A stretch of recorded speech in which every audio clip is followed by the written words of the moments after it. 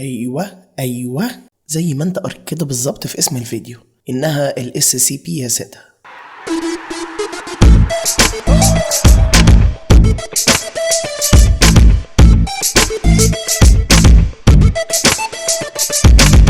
ويا مساء الفل او صباح الفل في الجزء السابع ولا الثامن، والله نسيت. لو انت مش عارف ايه هي منظمة ال SCP انت محتاج تتفرج على ال8 اجزاء اللي فاتوا عشان تكون فاهم احنا بنتكلم عن ايه. المهم بقى، انا النهاردة هتكلم عن كائنين في المنظمة دي. واحد من الكائنات دي تم اكتشافها في مصر، بلدي اللي انا عايش فيها. هو اللي بنعمله في الناس هيطلع علينا ولا ايه؟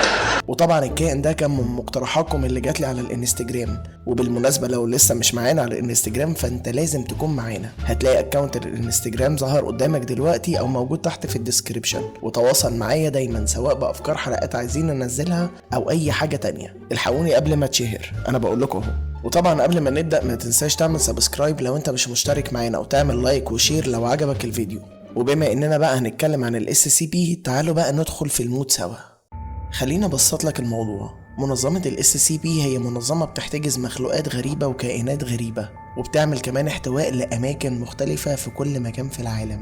والمنظمة دي غير تابعة لأي حكومات وملهاش ملكة من الآخر، واللي بتقوله بيمشي على الكل. فجهز بقى كوباية القهوة الجميلة بتاعتك وتعالى بقى نتكلم عن ال SCP.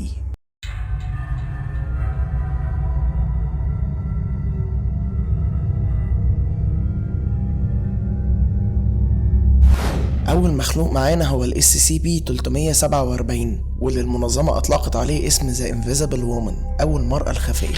خليني أقولك في البداية إن ال SCP-347 عبارة عن بنت عادية جدا، طولها 164 سنتي ووزنها 55 كيلو، وعمرها ما بين ال 19 وال 25 سنة. وبالرغم من إنها إنسانة عادية خالص إلا وإنها غير مرئية تماما، وأقصد هنا إن جسمها بأعضائها الداخلية غير مرئي للعين خالص، سواء كان جلد أو شعر أو حتى الدم اللي بيجري في جسمها. ولما المنظمة سألت ال SCP-347 عن نفسها، وصفت نفسها بأنها فتاة عادية من أعراق مختلطة، وشعرها لونه أسود مموج وعيونها لونها بني، وإن اسمها كلوديا. ولكن المنظمة حاطة احتمال إن اسم كلوديا ده مجرد اسم مستعار أو اسم مزيف، وإنه متاخد من الممثل كلود راينز اللي قدم شخصية الرجل الخفي سنة 2008. وبرغم ان الكائن ده تصنيفه يقلد، ولكن المنظمة بتقول في تقاريرها ان من المحتمل ان يتحول لتصنيف سيف، لانها مش بتسبب اي ضرر جسيم على البشر، ولكنها بتعتبر شيء غريب وشيء مختلف. منظمة ال SCP بتحتجز الكائن ده في الموقع 17 في غرفة مساحتها 10 متر في 10 متر،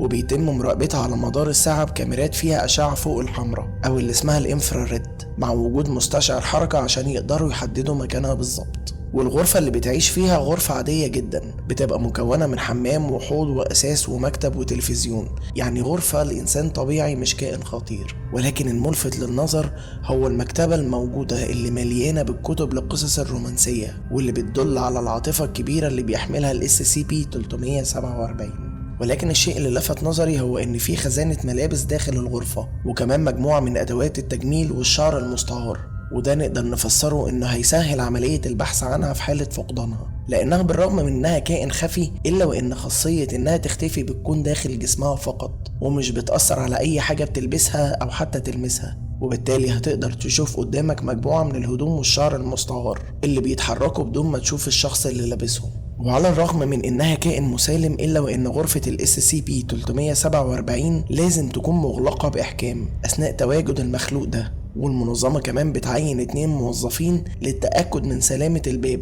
وإن مفيش أي تلاعب فيه، على الرغم إن مسموح ليها بأنها تتكلم مع الموظفين أثناء ما بيجيبوا لها الأكل بشكل مستمر، بل الأمر كمان ممكن يوصل إنها بتغازلهم مغازلة صريحة. وعلى عكس أغلبية مخلوقات ال SCP، بتسمح المنظمة لل SCP-347 إنها تغادر من الغرفة الخاصة بيها بشرط وجود موظف مرافق معاها من المستوى التاني، ولازم انها تحط طبقة من الشحم على وشها زي المكياج، وكمان ترتدي قفازات عشان يقدروا يشوفوا تعابير وشها وحركة ايديها وبالرغم من ان كل اللي قلناه ده مفهوش اي عنف، الا وان المنظمة بتمنع ان يحصل لقاء او محادثات بين ال SCP-347 وبين اي مخلوق تاني من مخلوقات ال SCP. اما بقى بخصوص بداية معرفة المنظمة بال SCP-347، وهو ان في احد الاماكن اللي تم اخفاء اسمها في التقارير حصلت بلاغات كتير من السكان في المنطقة هناك، والبلاغات دي كانت بتقول ان في بيت مهجور بتسكنه روح شريرة. ومع كثرة البلاغات دي بدأت منظمة ال SCP إنها تتدخل في الموضوع وتدور أكتر وأكتر. لقوا إن في جسم بشري غير ظاهر بيخرج منه موجات حرارية، وبعد فترة ال SCP-347 اتحجزت بشكل تطوعي داخل المنظمة. وفي بداية احتجازها بدأت ال SCP-347 تظهر عليها نوبات غضب وعنف، بالإضافة لوجود ميول للسرقة. ومع الكثير من الجلسات اللي خصصتها المنظمة بدأت إنها تتعافى من صدمة نفسية شديدة، والصدمة دي بتتمثل في إنها شخص مختفي ومحدش يقدر يشوفها. أما بقى سبب إني قلتلك إن ال SCP-347 من الممكن إنها تتحول لتصنيف سيف، فده بسبب اقتراح حصل في آخر سنة 2020 بإن يتم تقديم ال SCP-347 لباقي مخلوقات ال SCPs. ولكن بعد الاقتراح ده لقوا ان في بداية سنة 2021 ال SCP-347 بدأت انها تاخد حاجات موجودة او تخفيها في حالة انها كانت مع شخص غير منتبه او شخص مشتت. وكمان لاحظوا ان هي لو كانت في نفس المكان مع شخص نايم بتقوم بضربه بشكل مباشر، وده اللي خلى منظمة ال SCP تتمهل شوية في قرارها ده. أما المخلوق التاني اللي معانا هو ال SCP-208، واللي المنظمة أطلقت عليه اسم BES وتم تصنيفه من الفئة سيف. خليني أقولك إن الكائن ده بالذات المنظمة مؤمنة بشكل كبير جدا إنه متواجد من أيام القدماء المصريين، وعشان كده المنظمة محتجزاه في غرفة على الطراز المصري القديم. والأهم من كده إن المنظمة بتشغل ليه موسيقى من أصول شمال أفريقيا. أما بخصوص وصف ال SCP-208 فخليني أقولك إنه عبارة عن إنسان متوسط الطول من أصول مصرية، وعنده قدر كبير من الشعر اللي بينمو سواء في فروة راسه أو في لحيته أو حتى على باقي جسمه، اللي بتخلي شكله شبيه شوية لشكل الأسود. وبالنسبة لملابسه فهي شبيهة بملابس الإنسان البدائي أو ملابس المحاربين في العصور المصرية القديمة. والشيء الغريب فيه هو إن عنده قدرة غريبة على تجديد خلاياه بالكامل وإعادة تشكيلها مرة تانية، وده اللي بيخلي قدرته على الشفاء أسرع بكتير من الإنسان الطبيعي. وبيقدر إن هو يعمل كده عن طريق موجات إشعاعية بتخرج من جسمه، واللي بيطلقها بشكل بسيط في الأوضاع العادية، ولكن عند التركيز بشكل كبير بتبدأ إنها تزيد.